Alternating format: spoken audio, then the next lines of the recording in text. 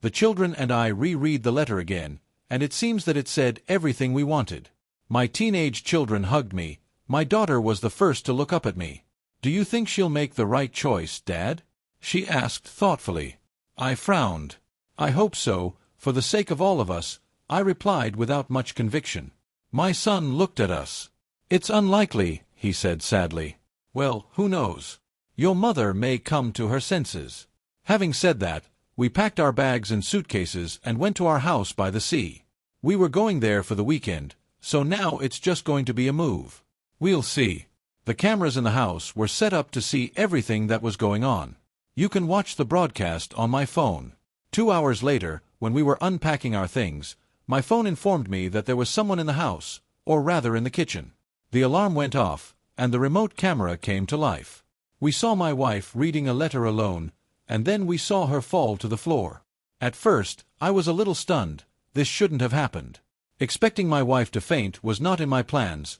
I watched for a few more minutes, and finally, my wife moved and sat down. Then she slowly stood up, and I saw that tears were flowing down her face. She picked up the letter again and read it once more. She seemed to shake herself, then began to shout loudly at herself. "How stupid you are!" she exclaimed. She looked around the kitchen and, seeing my wedding ring on the table, screamed in pain. "What have I done? I'm such a fool. I hope it's not too late." She continued to berate herself. Then the doorbell rang. She turned and walked out of the kitchen to the front door, passing by our set of carving knives. She took the largest of them and headed into the corridor. The camera in the hallway started recording. I saw my wife open the door, and a young man, probably in his 20s, staggered through the door. He regained his balance and opened his arms. "Honey, now I'm here. Where's your hubby?" My wife came up to him and put a knife to his throat. "You have no idea what you've done. You've ruined my marriage, and it looks like most of my family will disown me. I was damn stupid. I fell for your pressure. I almost believed that I had the right to sleep with you. I'm such a fool. I bet everyone at work is laughing their heads off." There was an expression of horror on his face. "Thank the hell I just kissed you. When my husband talks to me again as a husband or ex-husband, I will tell him how you tried to convince me that I needed you. I'll tell him it took you a year to finally convince me to sleep with you." He stepped forward, trying to push her away. "You asshole. I have nothing to lose now. My life is over, so it will be very nice to hurt you. And now, slowly step away, open the door, and leave. Never approach me at work or anywhere else." He slowly stepped back, opened the door with a trembling hand, turned around, and almost ran down the driveway. I saw the door slam, and then my wife leaned against the door, tears streaming down her face. Then she stood up abruptly and seemed to notice that she was wearing an evening dress that I hadn't bought her. She cut her dress with a knife, leaving herself in lacy black underwear that I bought her. She ran upstairs. The camera in the bedroom turned on. She went to my wardrobe and chose a shirt she had bought for me, put it on, and then went to her wardrobe. She put on a pair of old jeans, and then she started calling. My phone rang, and of course, it was my wife. "Yes, Carol, how can I help?" I said without any emotion. "Gary, I know you saw him in the house. I know you saw me almost kill him, and Gary, God knows I'd love to hurt him," she said, her voice carrying a manic note. "Carol, listen to me carefully. Our children don't want their mother to be in prison, and they don't want me to be in prison either. Now, I see that you're not thinking straight, so I'll tell you what to do. You will contact all our families, and you will apologize to them for being an expletive for a whole year." "Gary, yes, of course I will." "Gary, I'm sorry. I'm such an idiot. You know I didn't have sex with him. You know, if I thought for a moment that you were actually having sex with him, we wouldn't be having this conversation," I said in a strained voice. "Now, do as I say, contact everyone we know, and apologize to them. Tell them exactly why we're not together. I want everyone to know how stupid you are." "Yes, Gary, I'll do as you say. Gary, just so you know that I really love you, and if you want a divorce, then I won't resist. It's the least I can do, but please don't cut me out of your life." She disconnected the call and then called her family, then my family, then her work colleagues, then our friends. My phone went berserk with 20 messages from friends and family, SMS from my wife's colleagues at work, and various people about whom I had no idea who they were. But the essence of these messages was what an idiot my wife was and how she could do this, that my wife looked absolutely shattered. It seemed like every person she talked to was hitting her on the head. In the end, she just lay down, and I saw that she was motionless. I zoomed in and could see her breasts rising and falling. I sent a message to her phone: "Don't die. Take care of yourself. When you rest, pack a bag and come here. We need to talk." At the same time, I wrote a message to a friend from Eastern Europe. He was a bit rude, but very loyal, and he had friends in the dark strata of society. The message said, "Yes, make it disappear." After he read the message, I deleted the message and all traces of it from my phone. Only my friend and I knew that I had sent the message. The meaning of the text is quite clear. Carol arrived 3 hours later. She looked tired and sad, but otherwise, she was fine. When she got out of the car, the children ran up to her and hugged her. "Mom, thank you for finally choosing us. We all missed you, even Dad, but he won't admit it," said Alice, our daughter, looking at me. At the same time, our son, Martin, hesitated for a moment and then looked at me. I nodded. "You walked up to Mom and awkwardly hugged her, then stepped back. Mom, it's good that you're here. I must admit, we didn't expect you to threaten your boyfriend," he said with a smile. Carol didn't know what to say. She looked at me and opened her arms. I hesitated for a moment and saw the pain on her face. "Dad, you won't get upset by hugging," Alice said with a smile. Of course, she was right. I stepped forward and hugged my wife, maybe for the last time, and she snuggled up to me and repeated, "I'm so sorry. I'm sorry. I'm sorry," over and over again. In the end, we let each other go. Martin picked up Carol's suitcase. He turned to me: "Dad, which room for the spare room?" "I'm sorry, Carol. I can't be with you at the moment, knowing that you were with that expletive," I said, trying to be calm. "Gary, I know you don't trust me, but I've never had sex with him," she said sincerely. "I want to believe you, but it's been a year since you were with me mentally. You left all of us, our friends, and family behind. So until you show me a health certificate, you'll sleep in a spare room. Just so you know, you can't just come back into our lives just because you threatened your boyfriend. I need more proof from you that you are the woman I married. Gary, I'm so sorry. Don't we have any hope?" Tears were streaming down her face. "At the moment, we have very little chance. Sorry, Carol, but it all depends on you." I turned around and headed into the house, then went into the office and closed the door. I closed my eyes and tried to sort out my thoughts. One of the main problems was the lack of information, but tonight I will find out everything. This will allow me to choose one way or another. I woke up to the smell of bacon, eggs, and fried bread. I stood up and stretched. I checked my phone. There were a lot of messages and voicemails. Most of them approved of my actions, but one or two persuaded me to forgive my wife. Then I saw a series of messages from an unknown number. The messages were clear: "No sex with your wife." They only had kisses, no love, just wanted her. He slept with other married women and enjoyed it. Your wife was the only one he didn't sleep with. She kept refusing. His instrument is missing. It started 6 months ago, and before that, who knows? Ask your wife. My advice: if you still love her, then stay with her. Good luck. I read the messages carefully and replied, "Thank you. Good job." With the phone in my pocket, I went to the kitchen. My wife and children were looking at me. "Carol, we need to talk. It's long overdue. I should have sat you down and yelled at you a year ago, but it's easy to talk now, isn't it?" Hope and fear were reflected on her face through tears.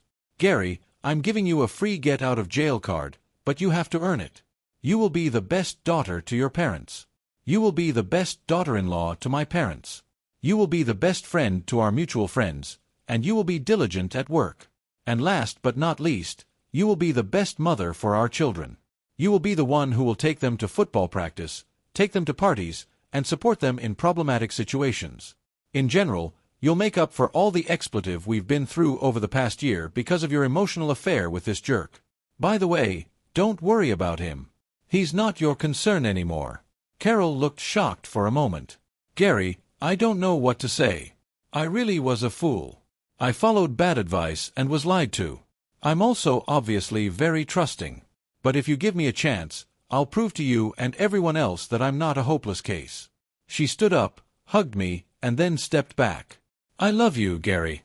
I always have, and I always will, and I will prove my love to you until I die." Martin coughed. "Dad, take Mom upstairs and show her who's in charge here. My girlfriend likes it when I take control of everything," he said and laughed. I grabbed my wife by the hand and dragged her upstairs. I controlled the situation and really showed her who was in charge here. 2 weeks have passed, and Carol continues to show everyone, my family, her family, work colleagues, and children, especially to me. She deserves forgiveness. We go to restaurants and bars, and she dresses well but never behaves cheekily. She rejects any male attention. Her phone is always on. Her tracker is always on. She tells me where she is going, even if she is with family or mutual friends. We meet as a couple or families. She never goes out alone. It's her choice, not mine. Oh, and the doctor who tested her for STDs did ask about her sex life and other lovers. I was there when she grabbed my hand and said, "This is my husband and my lover. No one else will ever compare with this man. He is my life." The doctor just grinned and shook my hand. Oh, and yes, Carol's potential boyfriend disappeared. No one was really looking for him. Apparently, several husbands divorced their wives because of him, and well, the police didn't work too hard since one of the injured husbands was an active policeman. Did he die a slow, painful death? No, he is not dead. He is disfigured and weak-willed.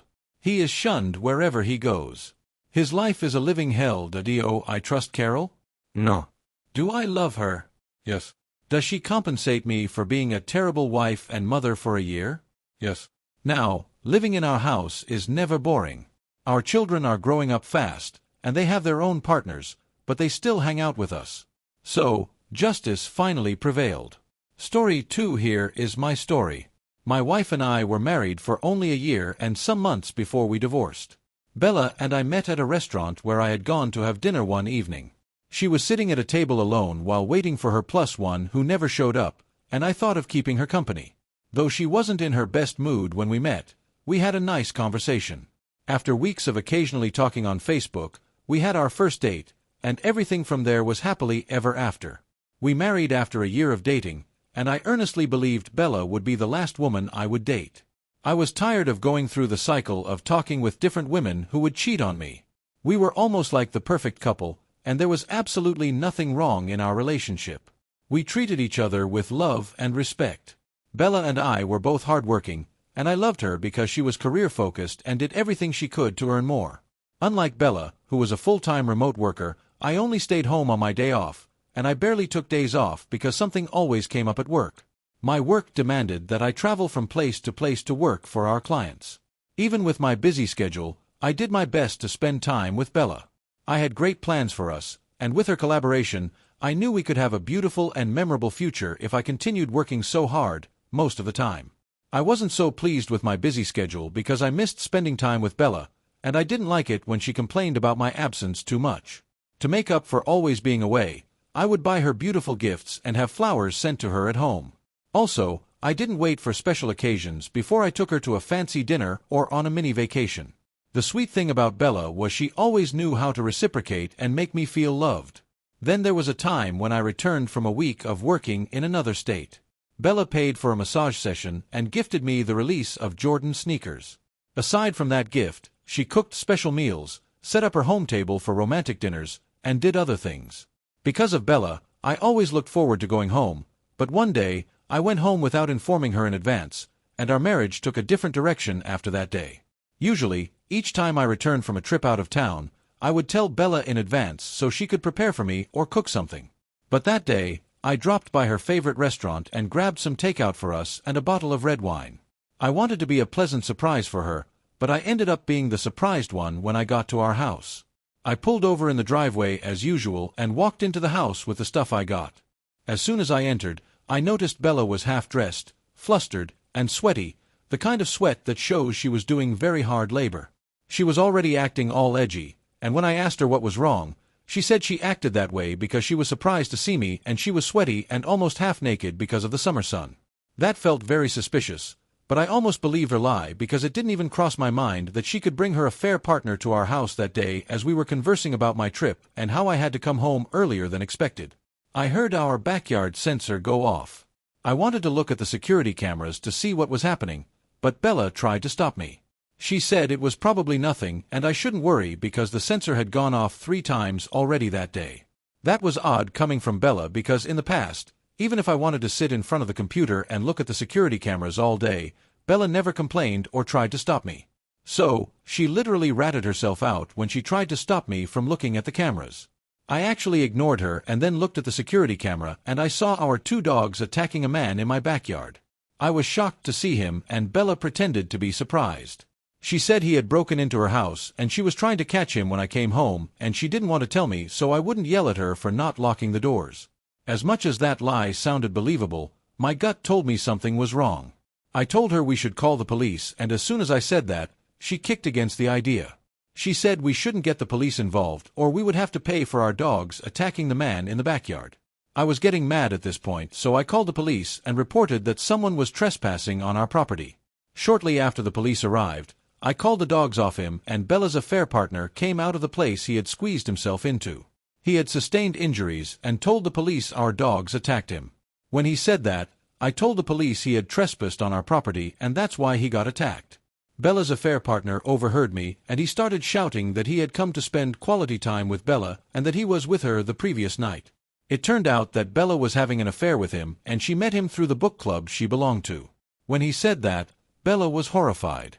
She tried to shut him up in my presence but the guy kept yelling and said he didn't want to be charged for trespassing when Bella invited him. That wasn't all. His affair with Bella had been going on for a while and that wasn't his first time sleeping over. After her secret was exposed, Bella was so embarrassed because our nosy neighbors had come out to listen to everything. Words cannot express how I felt when I found out that the woman I was planning my forever with was having an affair in my own house. After the police left, I went inside the house and threw out her stuff out of anger. I retrieved most of the things I bought for her and set them ablaze. The neighbors were still there and they watched as I publicly humiliated her. I threw out our wedding portraits and other things that reminded me of our union. She was even shameless to keep begging me to let her explain. She said she only invited him over so they could read a book together and nothing was happening between her and her affair partner. I knew they were all lies and didn't listen to her by the time I was done dumping her stuff outside. She had to call her younger sister to come and pick her up. I also left the house that day to clear my head. I went to my best friend's house and after I had put myself together, I contacted a divorce lawyer to start preparing our divorce papers. In my life, I had never experienced that level of betrayal. She shattered me completely and destroyed the possibility of me ever loving or trusting a woman again. 4 nights, the memories haunted me and the memories took a mental toll on me. Even after we divorced, I was still a shadow of myself and it took me a long time to heal and forget about her. Even though 2 years have passed, I still feel that the next woman I might end up with will cheat on me again.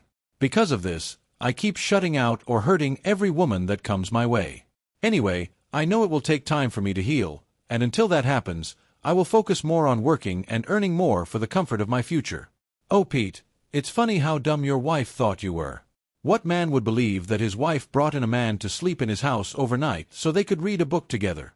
This is both hilarious and stupid. There's a possibility that the next woman you open up to might cheat on you, and there's also a possibility she might not. You just need to take your time and not rush into anything. I love that you're focusing more on working and earning more money. It might take a while to forget about everything, but don't let that ruin your chances of being happy and experiencing genuine love. I wish you all the best.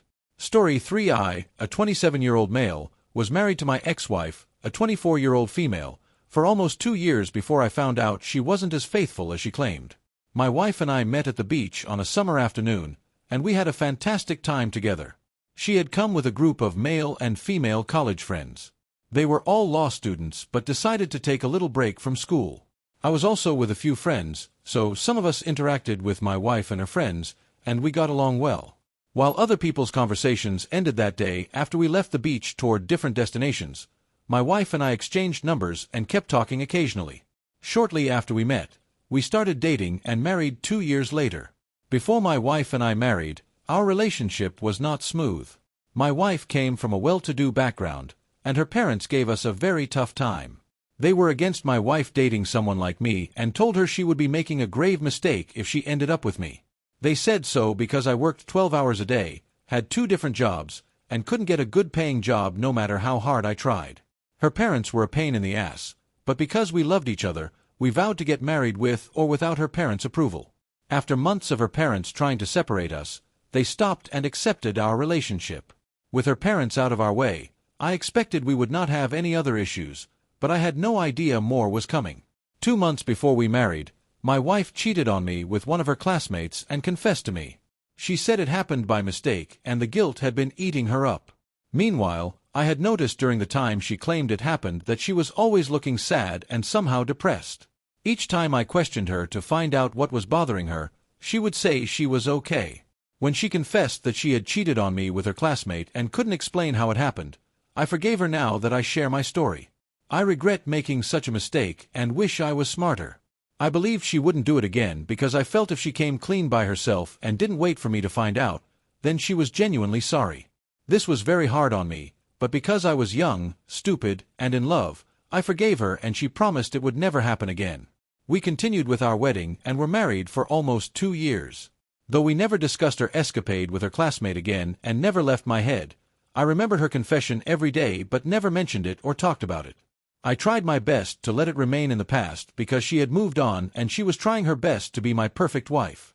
She was extremely nice to me, pampered me, and treated me like the only man in the world. I don't know if it was her way of saying sorry for what she had done, but irrespective of everything she did, each time I looked at her, I wondered if she was still sleeping with him behind my back. It got to the point where I began to feel bad because I thought I was still holding on to the past and I wasn't enjoying our marriage like I should have.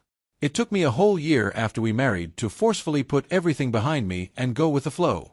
I knew I had not cared for her like I had initially planned from the beginning of our relationship, so I started making little efforts like making breakfast in bed for her and fixing dinner for us before she returned from work. My ultimate plan was to do something very special for us on our 2nd anniversary, and I looked forward to it.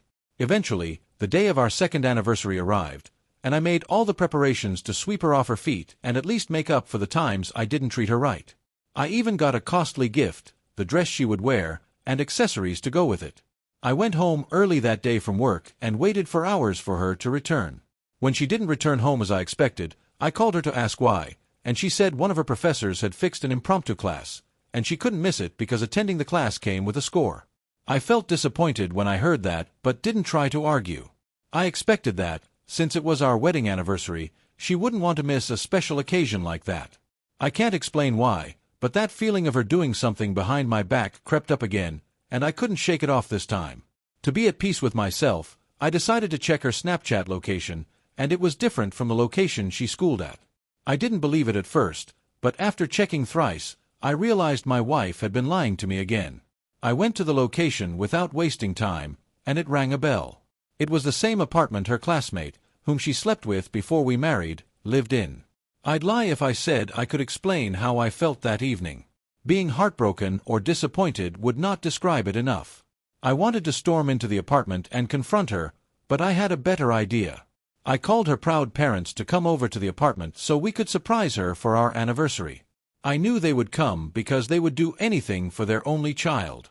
Not long after I called, her parents arrived, and we went to the apartment to say surprise.